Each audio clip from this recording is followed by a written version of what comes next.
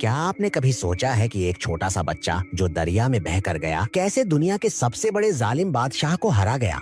ये सिर्फ एक कहानी नहीं बल्कि यकीन, सब्र और अल्लाह पर भरोसे की अजीम मिसाल है। ये हमें सिखाती है कि हालात चाहे कितने भी मुश्किल क्यों ना हो, अगर इंसान का भरोसा अपने रब पर हो तो नामुमकिन भी मुमकिन बन जाता है।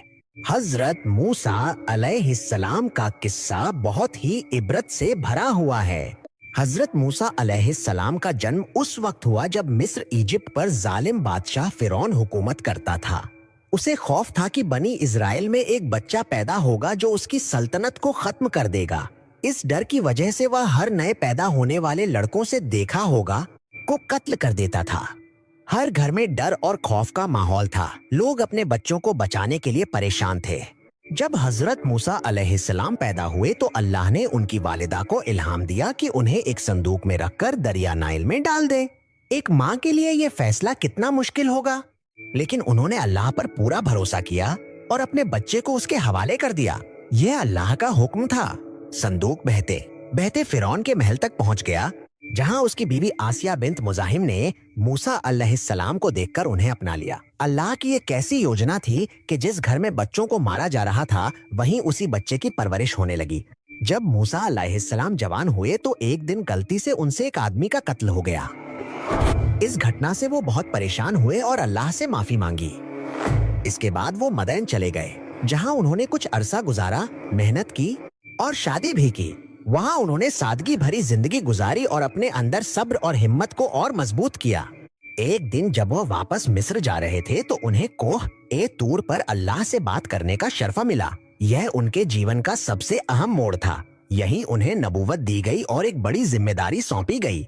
अल्लाह ने मूसा अलैहिस्सलाम को हुक्म दिया कि फिरौन के पास जाकर उसे तौहीद की दावत दें। मूसा अलैहिस्सलाम ने अपने भाई हजरत हारून अलैहिस्सलाम को भी अपना मददगार बनाया। दोनों ने मिलकर फिरौन को समझाया, लेकिन वह तकब्बुर में डूबा रहा और बार बार इनकार करता रहा।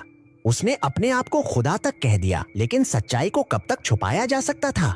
अल्लाह ने मूसा अलैहिस्सलाम को कई मोजिज़ात दिए, जैसे असा, लाठी का सांप बन जाना और हाथ का चमकना। यह सब निशानियां थीं ताकि लोग सच को पहचान सके। इसके बावजूद फिरौन ईमान न लाया और अपनी जिद पर अड़ा रहा। आखिरकार अल्लाह ने बनी इजराइल को मूसा अलैहिस्सलाम के साथ मिस्र से निकलने का हुक्म दिया। जब फिरौन अपनी फौज के साथ उनका पीछा करने लगा और समंदर के किनारे तक पहुंच गया तो हालात बहुत मुश्किल लग रहे थे। सामने समंदर और पीछे दुश्मन की फौज, लेकिन मूसा अलैहिस्सलाम को अपने रब पर पूरा भरोसा था।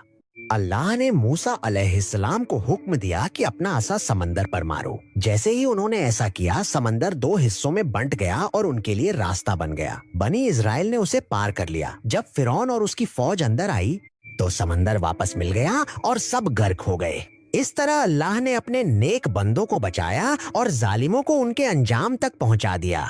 इस किस्से से हमें सब्र, यकीन और अल्लाह पर भरोसा रखने का बहुत बड़ा सबक मिलता है। ये हमें सिखाता है कि अगर नीयत साफ हो और भरोसा सच्चा हो तो अल्लाह हर मुश्किल को आसान बना देता है। इसलिए कभी भी मायूस ना हो, बल्कि हर हाल में अपने रब पर भरोसा रखें, क्योंकि वही सबसे बेहतर मददगार है।